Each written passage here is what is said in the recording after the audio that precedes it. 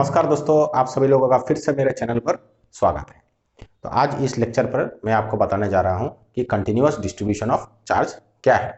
चलिए लेक्चर को शुरू करते हैं। तो कंटिन्यूअस डिस्ट्रीब्यूशन ऑफ चार्ज जानने से पहले हमें जानना है कि चार्ज डिस्ट्रीब्यूशन एक्चुअली क्या है।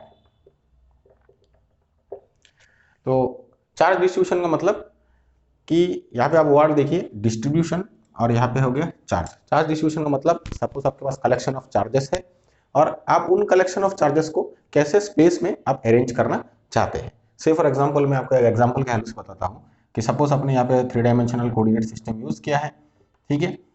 इट इज जेड, ये एक्स और ये वाई हो गया। से फॉर एग्जाम्पल आप यहाँ पे may be in some reason आपने कोई एक रीजन चूज किया है। उस रीजन में आप सोचिए इस पॉइंट पर और इस पॉइंट पर आप अपने यहाँ पे Q1, Q2 और Q3 चार्ज आपने यहाँ पे प्लेस कर दिया। तो मे बी अगर इसको हम ज्वाइन करेंगे तो it looks like a triangular distribution कि आपने क्या किया, एक ट्राइंगल के कॉर्नर पर आपने चार्ज पुट कर दिया। You can take any shape or may be आप कैसे भी शेप का, कोई भी इरेगुलर हो, रेगुलर शेप हो, आप कैसे भी शेप में आप चार्जेस को डिस्ट्रीब्यूट कर सकते हैं, ठीक है। So charge distribution means collection of charges and arrangement of them in space. अब चार्ज डिस्ट्रीब्यूशन एक्चुअली 2 टाइप्स के होते हैं। One is discrete, one and 2 is continuous, ठीक है। तो डिस्क्रीट चार्ज डिस्ट्रीब्यूशन का मतलब कि जहां पे आप डिस्ट्रीब्यूशन में आप चार्ज को काउंट कर सकते हैं। जैसे अभी मैंने एग्जांपल बताया कि आपने कोऑर्डिनेट सिस्टम ड्रॉ किया और आपने क्या किया, कोई भी पॉइंट, और इस पॉइंट का मुझे कोऑर्डिनेट भी पता है, से for example x, y, z, और यहाँ से मुझे पोजीशन वेक्टर भी पता है, और यहाँ पे मैंने एक चार्ज प्लेस कर दिया। से यहाँ पे मैंने एक और चार्ज प्लेस कर दिया, से मैंने यहाँ पे कोई एक और चार्ज प्लेस कर दिया। तो यहाँ पे क्या हो गया, अगर इसे एक रीजन कंसिडर करूँ तो इस रीजन में आप देख रहे हैं कि Q1, Q2, Q3 आप काउंट कर सकते हैं। और you can say your charge is localized at point and there is a gap between the charges. Maybe you can put here one more charge, one more charge, one more charge, one more charge, say 1000 number of charge or maybe large number of charge you can put in such a way कि आप यहाँ पे count कर पाए और इन charges की, point charges के बीच में देयर इज ए गैप। तो such type of distribution is known as discrete distribution, ठीक।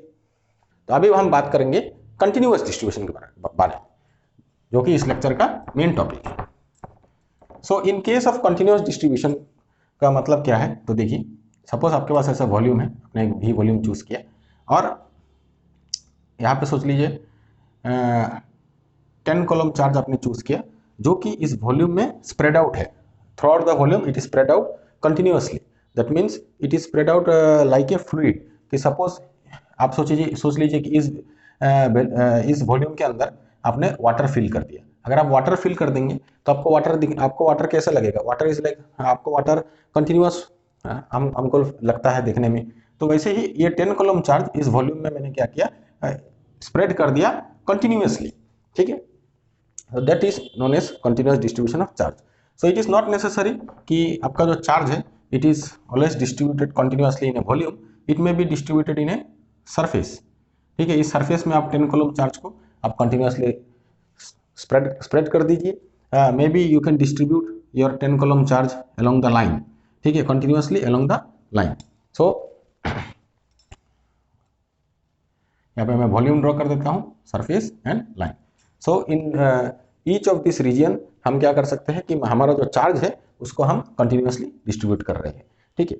तो कंटिन्यूअस डिस्ट्रीब्यूशन का जो आइडिया है वो आइडिया एक्चुअली अभी के ज़माने से नहीं है, मैक्सवेल के ज़माने से, मतलब मैक्सवेल के से पहले भी लोग इसका यूज़ कर रहे हैं। और मैक्सवेल ने तो इसका बहुत ही अच्छा यूज़ किया क्योंकि Maxwell was a great scientist, ठीक है। तो उन जमाने में कि एक्चुअली क्या था, they don't know about electrons and proton Maxwell के ज़माने में। तो उस केस में they think charge present in a body, that what is charge present in a body, they think charge as a fluid. वो लोग चार्ज को fluid के हिसाब से समझते थे। तो अगर आप किसी भी चीज को अगर फ्लूइड के हिसाब से देखोगे तो आपको क्या लगेगा कि इट इज ए कंटिन्यूअस, कि एनी वॉल्यूम ऑफ बॉडी, आप no matter how small you can choose a volume, no matter how big you can choose a volume, ठीक है। चार्ज दे थिंक मतलब वो लोग सोचते थे कि चार्ज आपका इस वॉल्यूम या सरफेस या लाइन पर कंटिन्यूसली डिस्ट्रीब्यूट है लाइक ए फ्लूइड। ठीक है, अब यहाँ पे और आप इसको एक और तरीके से भी समझ सकते हैं कि this in continuous distribution charge is not localised at a particular point. जैसे डिस्क्रीट में क्या था, कोई भी एक पार्टिकुलर पॉइंट में चार्ज लोकलाइज था। ठीक है, अब इस केस में ये जो 10 coulomb charge, suppose in case of discrete में 10 कॉलम चार्ज एक पॉइंट में लोकलाइज कर सकता हूँ, या सपोज इस रीजन में मेरा यहाँ पे एक पॉइंट लिया, यहाँ पे एक पॉइंट चार्ज, जैसे यहाँ पे एक पॉइंट चार्ज, जैसे may B suppose here 2 coulomb charge you have put 2 coulomb and यहाँ पर 6 coulomb charge you have put. So इस वॉल्यूम में टोटल चार्ज क्या है, मेरा 10 कॉलम चार्ज है, but these are discrete distribution. That means यहाँ पे जो चार्जेस है these are localized at a point, लेकिन in case of continuous distribution charges are not localized at a point, rather it is spread out, मतलब throughout the volume it is spread out, throughout the surface is spread out, or throughout the line also it is spread out। अब बहुत लोगों को एक confusion arise हो सकता है।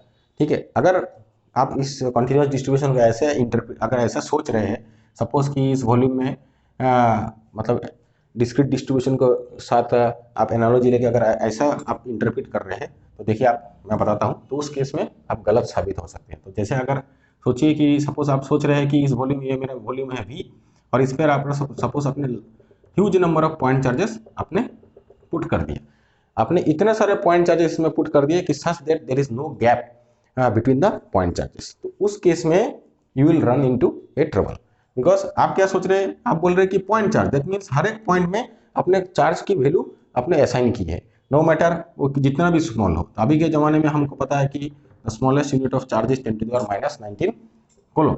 अब आप बोल रहे हैं कि इस वॉल्यूम में मैंने इतने सारे पॉइंट भर दिए हैं, अब उन पॉइंट्सों के बीच में कोई गैप नहीं है, जैसे कि मैंने बताया कि डिस्क्रीट के केस में गैप होता है, और इस केस में आप सोच रहे हैं कि देयर इज नो गैप, और हर एक पॉइंट में अगर आप ये वैल्यू असाइन कर देंगे तो क्या, तो इस वॉल्यूम में टोटल चार्ज क्या होगा, total charge will become infinite. ठीक है, टोटल चार्ज आपका इनफाइनिट बन जाएगा, क्योंकि in a volume in a region of a space, ठीक है, आप कोई भी अगर रीजन चूज करते हैं स्पेस में, तो उस रीजन में, इस रीजन में इनफाइनिट नंबर ऑफ पॉइंट्स है। ठीक है, और इनफाइनिट नंबर ऑफ पॉइंट्स है, और उस सारे पॉइंट्स में अगर आप कोई भी चार्ज की वैल्यू असाइन करने लग जाएंगे, हर एक पॉइंट में अगर सब सोच लीजिए आपने ये वैल्यू असाइन कर दिया, तो अल्टीमेटली अगर आप सब टोटल अगर सब चार्जेस, सब पॉइंट में जितने भी चार्जेस है, सब चार्जेस को अगर आप ऐड करेंगे तो अल्टीमेटली यू विल गेट, आपका आंसर क्या मिलेगा कि your charge will become, total amount of charge present in this volume will be infinite. So practically it is not possible. Practically क्या है, आप कोई भी बॉडी लो, उसमें आप हमेशा फाइनिट अमाउंट ऑफ चार्ज ही आप पुट कर सकते हैं। ठीक है, तो ऐसा सोचना बिल्कुल ही गलत है कि इन ए वॉल्यूम भी there are infinite amount of infinite point charges are there such that there is no gap. तो सच स्टेटमेंट इज रॉन्ग। ठीक, रादर आप ऐसा सोचिए कि चार्ज को जब भी आप कंटिन्यूअस डिस्ट्रीब्यूशन लेकर डील करते हैं, you should think charge in terms of charge as a fluid. तो उस केस में आप ऐसा सोच सकते हैं कि चार्ज फ्लूइड की तरह इस वॉल्यूम में स्प्रेड आउट है, and the amount of charge present in this volume is finite. ठीक है, अब एक और कंफ्यूजन आप लोगों के मन में आ सकता है, मैं बताता हूँ कि अभी के ज़माने में, ठीक है, मैक्सवेल के ज़माने में मैक्सवेल को इलेक्ट्रॉनिक्स के बारे में आइडिया नहीं, तो उस जमाने में क्या था, उस जमाने में जब अगर उनको इलेक्ट्रॉन के बारे में आइडिया नहीं है तो उनको क्वांटाइजेशन के बारे में भी पता नहीं है कि व्हाट इज चार्ज क्वांटाइजेशन। तो क्वांटाइजेशन क्या है, क्वांटाइजेशन का मतलब कि कोई भी अमाउंट ऑफ चार्ज अगर आप चूज करते हैं, से फॉर एग्जांपल 10 कॉलम या 5 कॉलम और भी ज़्यादा, या आप सोच लीजिए 2.5 कॉलम, कुछ भी आप चूज करते हैं, all the charges is an integer multiple of electronic charge. ये E क्या है, E का वैल्यू इज 1.6 इंटू 10⁻⁻19 कॉलम। ठीक है, दैट मीन्स अगर मैं ये चार्ज 10 कॉलम को अगर इस चार्ज से डिवाइड दे दूं, ठीक है, तो अल्टीमेटली आपको क्या मिलेगा, you will get the number of electrons. If this 10 column is a negative charge, you will get a number of electrons present in this amount of charges। तो इसे हम कहते हैं quantization. It means charge always comes as an integer multiple of electronic charge। अब सोचिए कि same concept हम लेते हैं, तो इसका मतलब क्या, अगर हम वॉल्यूम V चूज करें, ठीक है, अगर हम macroscopically small volume V choose करें, मैक्रोस्कोपिकली वर्ड में यहाँ पे क्यों यूज कर रहा हूँ, macroscopically, macroscopic small volume. The word macroscopic का मतलब है कि आप अपने आंखों से कितना छोटा और कितना बड़ा लेंथ स्केल आप देख सकते हैं, लेंथ स्केल। ठीक है, तो लेंथ स्केल में बड़ा तो हम देख सकते हैं, और छोटे के केस में अगर हम देखें may be 1/100th of A centimetre suppose आप अपने आंखों से देख सकते हैं। ठीक है, और मे बी इससे भी थोड़ा छोटा तक अगर आपका आंख अच्छे है तो आप देख सकते हैं मे बी। ठीक है, तो मैक्रोस्कोपी का मतलब हो गया कि कितना लेंथ स्केल आप अपने नेकेड आई से आप विजिबल आप देख सकते हैं। ठीक है, तो अगर मैं macroscopically suppose small volume choose करूं कि this is macroscopic small volume, अब इस वॉल्यूम में सपोज मैंने 10 कॉलम चार्ज पुट कर दिया। ठीक है, अगर मैंने 10 कॉलम चार्ज पुट कर दिया तो कितने अमाउंट ऑफ इलेक्ट्रॉन हो गए, तो आप आइडिया लगा ही सकते हैं कि 1.6 × 10⁻19। तो it is approximately may B you can choose कि 10⁻20 ऑर्डर ऑफ इलेक्ट्रॉन्स में प्रेजेंट इनसाइड दिस वॉल्यूम। लेकिन इसके बाद इसका मतलब आप देखिए कि 10⁻20 that means this number is finite, that means electron present in this volume you can count. That means हम ये सोच सकते हैं कि इस वॉल्यूम के अंदर अगर इलेक्ट्रॉन हम काउंट कर सकते हैं तो भाई ये तो डिस्क्रीट डिस्ट्रीब्यूशन हो गया। और आप बिल्कुल सही है, practically continuous distribution is an approximation. हम अभी देखते हैं क्यों अप्रोक्सीमेशन है, तो यहाँ पे एक्चुअली क्या है, ये डिस्क्रीट डिस्ट्रीब्यूशन है। लेकिन इन ए मैक्रोस्कोपिक फिजिक्स मतलब मैक्रोस्कोपिक स्केल में अगर हम देखें तो हम इस वॉल्यूम में जितने भी इलेक्ट्रॉन है इसको हम एज ए कंटिन्यूअस डिस्ट्रीब्यूशन हम ट्रीट कर सकते हैं। तो कैसे, इसके बारे में मैं आपको अभी बताता हूँ। तो देखिए, सपोज मैंने लास्ट लेक्चर में आप लोगों को बताया था कि अगर यहाँ पे देखेंगे 2 चार्जेस है, आप मेरे लास्ट लेक्चर को देखिए। ठीक है, उसमें मैंने क्या किया था, मल्टीपल मतलब इसी कॉन्फ़िगरेशन की इलेक्ट्रिक फील्ड कैलकुलेट किया था। ये दोनों चार्ज के बीच में सपोज d डिस्टेंस है। ठीक है, और ये मेरा ओरिजिन हो गया वो, और यहाँ से मिड पॉइंट से अगर मैं यहाँ पे एक z डिस्टेंस ले लूँ कि दिस इज z, और ये एक्सिस हो गया से z, ये z डिस्टेंस में मुझे इलेक्ट्रिक फील्ड कैलकुलेट करना था। ठीक है, यहाँ पे 1 पॉइंट पोजीशन 1 पे एक चार्ज है और पोजीशन 2 में एक चार्ज है, and they are same charges. ठीक है, same amount of charge are present, let it be q। तो इस केस में हमने इलेक्ट्रिक फील्ड क्या निकाला था, इलेक्ट्रिक फील्ड हमने कैलकुलेट किया था 2qz by 4πε0 z² plus d/2 whole square whole to the power 3/2। ठीक है, तो ये जो मैंने आंसर यहाँ पे लिखा है, ये मैंने z और suppose it is in z के। ठीक है, ये जो मैंने यहाँ पे आंसर लिखा है, आप ये मेरे लास्ट लेक्चर में जाइए, मैं उसका उस वीडियो का लिंक भी मैं अपने डिस्क्रिप्शन में डाल दूंगा, वहां से मैंने ये कलेक्ट किया है। अब ये है total electric field present at this point which is at a distance. ये डिस्टेंस हो गया हमारा z, और ये पॉइंट सपोज मैं यहाँ पे लिखता हूँ इट इज p। ठीक है, और इलेक्ट्रिक फील्ड का डायरेक्शन है अलोंग द z डायरेक्शन। अभी सपोज फिर मैंने एक और कंडीशन बताया था कि अगर हम z very very greater than d choose करें, suppose z is very very greater than d, उस केस में हमारा इलेक्ट्रिक फील्ड का आंसर क्या होता है, हमारा इलेक्ट्रिक फील्ड का आंसर अगर सपोज यहाँ पे आपने z very very greater than d choose किया तो you can neglect this part. ठीक है, इस पार्ट को हम नेग्लेक्ट कर सकते हैं, तो अल्टीमेटली आपको क्या मिलेगा, ये मैं यहाँ पे नेग्लेक्ट कर देता हूँ।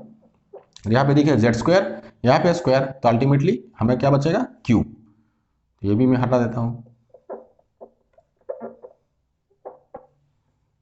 z3, देन हियर z3, तो आई अल्टीमेटली ये भी मैं यहाँ पे एक पावर रिड्यूस कर देता हूँ। तो अल्टीमेटली आप यहाँ पे देखिए in this when I apply this condition, मेरे को इलेक्ट्रिक फील्ड क्या रिड्यूस हो गया, electric field will become 2q/4πε0 z²। ठीक है, 4πε0 z²। अब ये जो इलेक्ट्रिक फील्ड है इसको आप कैसे इंटरप्रेट कर सकते हैं, तो यहाँ पे देखिए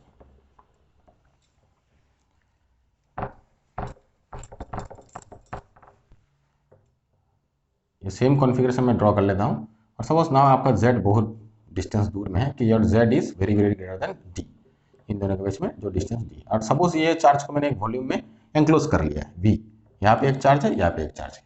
तो if z is very very greater than d, suppose ये जो डिस्टेंस है ये इस डिस्टेंस से बहुत ही ज़्यादा बड़ा है। मैं एज्यूम कर रहा हूँ क्योंकि ऐसे तो बोर्ड में तो दिखने में आपको लग रहा है कि it is not so z is not so greater than d, but let us assume, क्योंकि बोर्ड से बाहर तो मैं ड्रॉ नहीं कर पाऊंगा। ठीक है, तो उस केस में अगर यहाँ पे जो इलेक्ट्रिक फील्ड है, यहाँ पे जो इलेक्ट्रिक फील्ड है उसको क्या, यहाँ पे अगर मैंने कोई चार्ज यहाँ पे अगर पुट किया q, और उस पर जो फोर्स फील होगा, we know force will be Q times E। तो इस चार्ज को क्या लगेगा कि एज इफ इस चार्ज को लगेगा कि इस वॉल्यूम के अंदर कितना अमाउंट ऑफ चार्ज है, ओनली 2Q, और उसका ही इफेक्ट इसको फील होगा कि as if 2Q is situated at the centre of this volume. ठीक है, अब यहाँ पे एक देखिए मजे की बात यह है कि इस वॉल्यूम के अंदर नो मैटर कैसे भी आप कॉन्फ़िगरेशन चूज कर लीजिए, ठीक है, Q में भी हेयर, Q में भी here, may be suppose Q here, Q आपका यहाँ पे भी हो सकता है, लेकिन जब आप Z very very greater than D choose करेंगे, ठीक है, इन दोनों के बीच में जो सेपरेशन है, उस सेपरेशन से अगर जहाँ पे आप इलेक्ट्रिक फील्ड कैलकुलेट करना चाहते हैं उस पॉइंट का डिस्टेंस इन दोनों चार्ज के बीच के सेपरेशन से अगर बहुत ज्यादा है, तो उस केस में हम इन दोनों के बीच में जो सेपरेशन है उसको हम नेग्लेक्ट कर सकते हैं। हमें बस क्या चाहिए कि जो भी वॉल्यूम के अंदर इन दोनों चार्ज को मैंने एंक्लोज किया, उस वॉल्यूम के अंदर मुझे बस टोटल चार्ज 2Q से मतलब कि उस वॉल्यूम के अंदर एक्चुअली टोटल चार्ज क्या है। तो इस केस में मैं ये एज्यूम कर सकता हूं, क्योंकि इस केस में मैं ये एज्यूम कर सकता हूं कि as if my 2Q is distributed throughout the volume, because ultimately it doesn't matter कि इन दोनों चार्ज के अंदर क्या डिस्टेंस है, भाई इन दोनों चार्ज आपस में कितने दूर है, कैसा कॉन्फ़िगरेशन में, it doesn't matter, only matters कि इस वॉल्यूम के अंदर what will be the total charge. तो सेम केस अगर हम इलेक्ट्रॉन के केस में ले, मैं आपको एक ऐसी क्वेश्चन पुट कर रहा हूं, may be you can try suppose this type of configuration कि आपने ऐसा यहाँ पे भी एक चार्ज पुट किया, यहाँ पे भी एक चार्ज पुट किया, और मे बी आप सोच लीजिए कि it is a circle of radius suppose d/2, यहाँ पे भी Q अमाउंट, यहाँ पे भी Q, यहाँ पे भी Q और यहाँ पे भी Q, और इसी बराबर आप इलेक्ट्रिक फील्ड से एट ए डिस्टेंस Z आप कैलकुलेट करना चाहते हैं। पहले आप कैलकुलेट करिए, उसके बाद आप ये कंडीशन पुट करिए Z very very greater than D। In that case you will find कि electric field will be only 4Q by 4 pi epsilon naught Z square. ठीक है, तो यहाँ पे देखिए इलेक्ट्रिक फील्ड आपका जो भी ऐसे अगर if Z is very very less, मतलब Z is if this condition does not satisfy, तो electric field will be not like this. Electric field का आंसर आपको मे बी जो भी आप मिलेगा आप कैलकुलेट करिए through and then using superposition आप कैलकुलेट करिए, लेकिन आप जैसे ही ये कंडीशन पुट करेंगे आप देखेंगे इलेक्ट्रिक फील्ड का आंसर इस फॉर्म में रिड्यूस हो जा रहा है। इसका मतलब कि only you have to know the total amount of charge present in this volume. और मे बी देन इसको आप सोच सकते हैं कि जैसे जैसे आप दूर बढ़ते जाएंगे आपको इन चार्जेस के बीच में सेपरेशन का कोई मतलब नहीं रहेगा। ठीक है, उस केस में आप ये सोच सकते हैं कि as if my 4Q is distributed throughout this volume.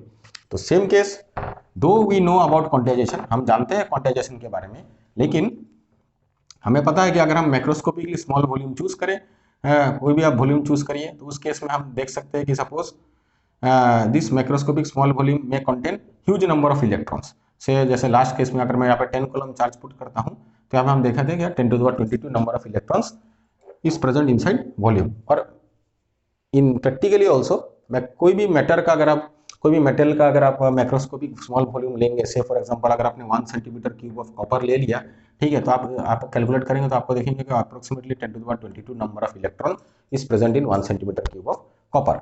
तो it is such a huge number, ठीक है, so many electrons are there, and suppose आप कोई भी एक पर्टिकुलर पॉइंट में आप इलेक्ट्रिक फील्ड कैलकुलेट करना चाहते हैं, एंड इसी के बीच में अगर मैं कोऑर्डिनेट सिस्टम चूज कर लूँ, चूज करके, और ये डिस्टेंस अगर मैं इफ दिस नाउ ये जो डिस्टेंस मैंने चूज किया, ये डिस्टेंस आपका इन हर एक इलेक्ट्रॉन्स के बीच में जो गैप है, ठीक है, उससे बहुत ज़्यादा बड़ा है। तो हमको यहाँ पे जो इलेक्ट्रिक फील्ड हम जो कैलकुलेट करेंगे, तो उस केस में हमें इलेक्ट्रॉन के कॉन्फ़िगरेशन से हमको कोई मतलब नहीं, हमको बस इतना पता होना चाहिए कि इस वॉल्यूम में टोटल चार्ज कितना है। से फॉर एग्जांपल इस वॉल्यूम में सब इलेक्ट्रॉन्स के चार्जेस को ऐड करके हमें मिला 10 कूलम, तो इस वॉल्यूम में टोटल चार्ज हमें इस वॉल्यूम का टोटल चार्ज आइडिया लगाना है जो कि 10 कूलम है। और एज इफ हम इसको एज्यूम कर सकते हैं कि 10 coulomb is distributed continuously through out the volume, हमें सेम आंसर ही मिलेगा। तो कंटिन्यूअस डिस्ट्रीब्यूशन ऑफ चार्ज के लिए मैं आज इतना ही बोलना चाहता हूँ, और अगर आपको लेक्चर अच्छा लगे तो आप जरूर देखिए और शेयर करना ना भूलिए। Thanks for watching.